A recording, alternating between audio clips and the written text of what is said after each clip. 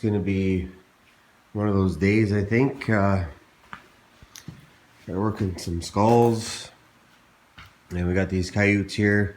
Gonna flip them right now. You can see as I'm working down in the freezer, this is an early one here. The rest are nice and prime or getting primer. These guys probably a little bit early, and then more prime. Some of today's activities, we're gonna go check the line, maybe the whole loop, part loop. I haven't decided yet, but Blakey, he wants to go to the gun range and we'll sight in the guns, the 223 and the 243 for coyotes, and maybe Sunday if it's not windy. Right now it's minus 17 and the wind's just howling there. Hopefully when we get to the gun range it's not too bad. And I'll pull out some more coyotes right now, and I'm gonna pull the deers out of the beetles there, and we'll get those going this weekend too, and wrap up on a few of those and get them back to some happy customers.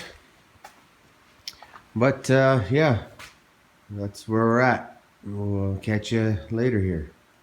Just in the shop here, fleshing this coyote.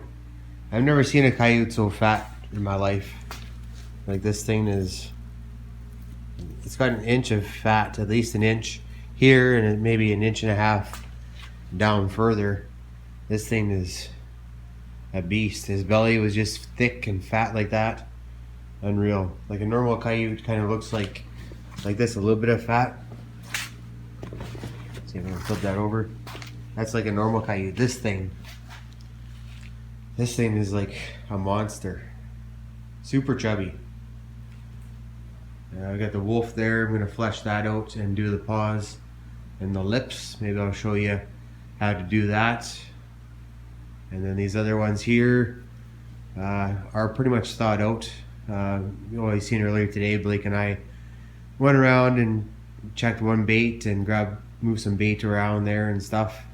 So still gotta tinker with this stuff out here in the shop and get some other power rounds there that Dan Beaver awesomely replaced for me that broke. You seen probably in that one video. Awesome job, guys, appreciate that. And yeah, I'm gonna get back at this guy. I just wanted to show you that how fat he was before I had it all done and whatnot. Okay, well, we're gonna get at her. See you in a bit.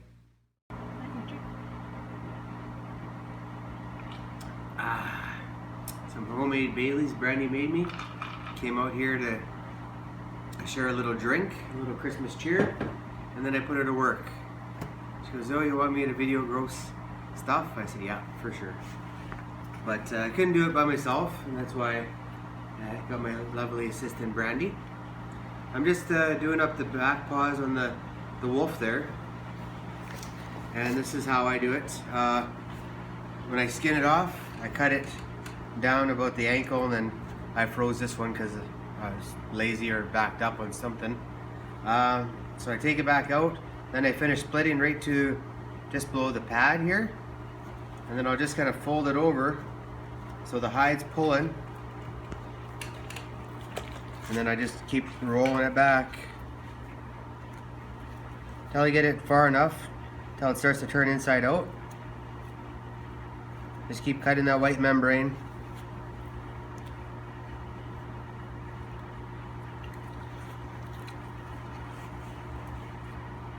Try not to block the camera here.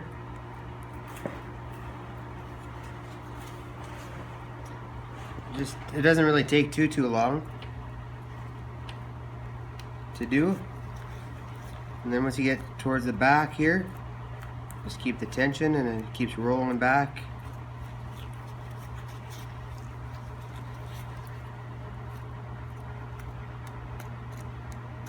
There's going to be some tendons there you got to cut through. Then you can start to see the knuckles. Once you get part ways down, I'll take you over to the skinning gamble here, and I cut this same thing, get it in as far as I can, and now we're going to go over the skinning thing. I'll get Brandy to pause it. So what I have here is just a big halibut hook, and then I hook it in. I just put a hole in there, and I just let the hide pull itself down, and I just keep cutting that white membrane all the way around, keeping tension on it.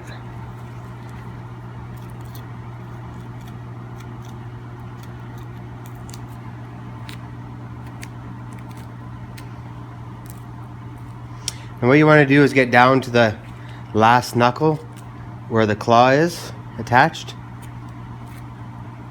Once you get one outside digit done, then they go pretty quick.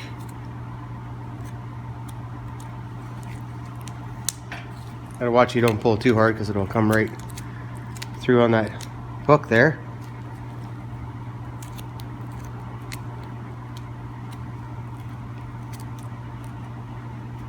Just keeping the tension.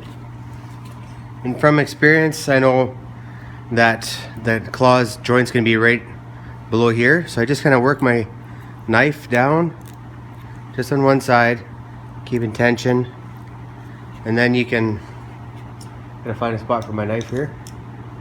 Then you can actually just grab it and pull it up, free it up a bit, and then keep cutting that membrane. And this is going to be the back end of the claw, and right down here is going to be the joint.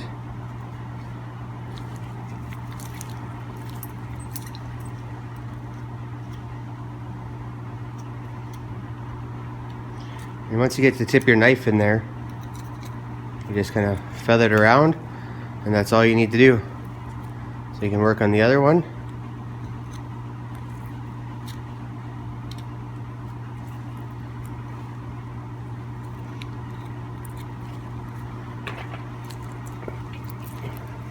Just give it a good tug again.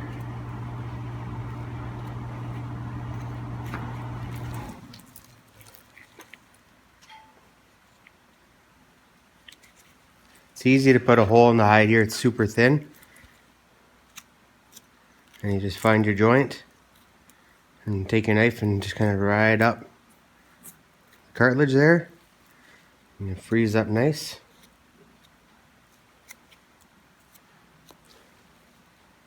And this big pad here, it's full of scent glands. We're going to take that off once we're done. Gotta watch when you pull too hard because this will fling up and it could get you in the eye. I had a close call once. Then I got my glass eye and we've been good.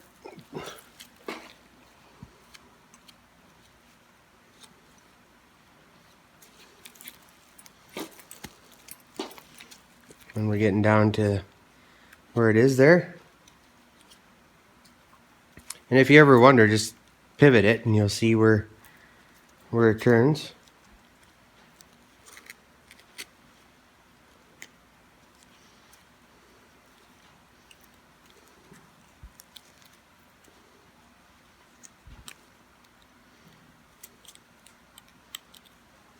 Trying not to block the camera view, but I might have to here.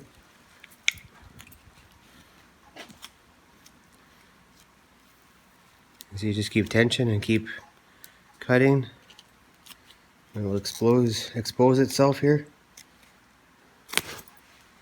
And there you go, popped right off. You got the foot there. Now we'll clean it up a bit, and I'll sit it down on the bench again and kind of walk you through that. So here's the pad and all the fat. Here, once we get this skinned out, it'll just be more the back side of the black pad, and then you can put some salt and borax in there, finish drying it up. But I have my fingers inside there and I'm pushing up, kind of help pop everything up forward.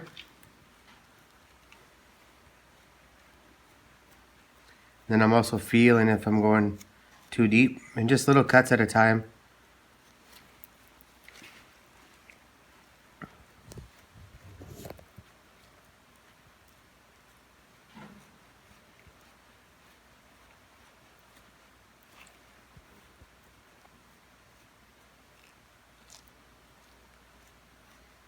Some people take scissors and trim it up with some scissors. tried that. I find this is just the easiest for me.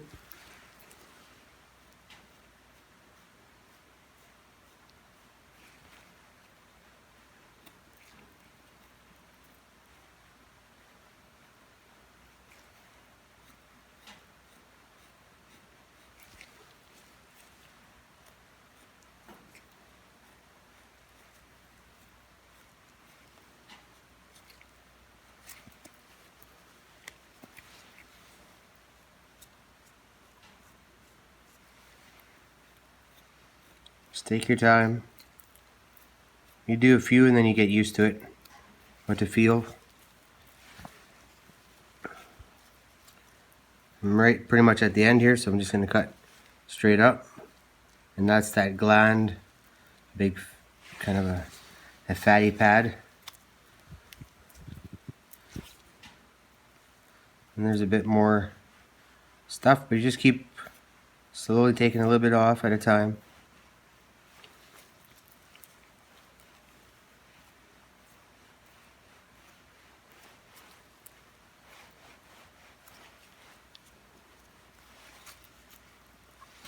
And you can get like little scissors and trim this off.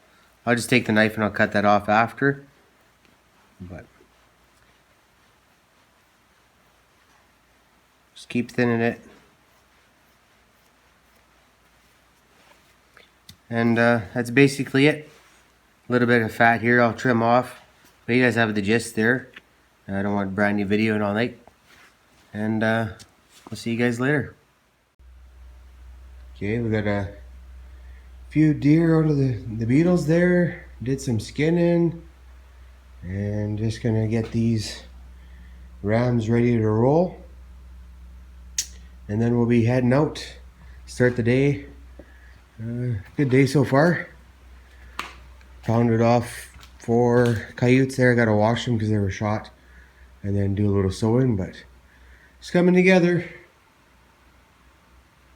We'll see you guys in a little bit here. This beaver, once we get it thawed out, I'll show you how I flesh a beaver.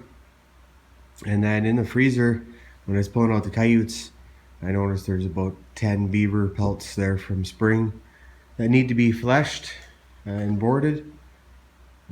Just gotta find the time to do that. We'll make time, I guess. It's all part of it.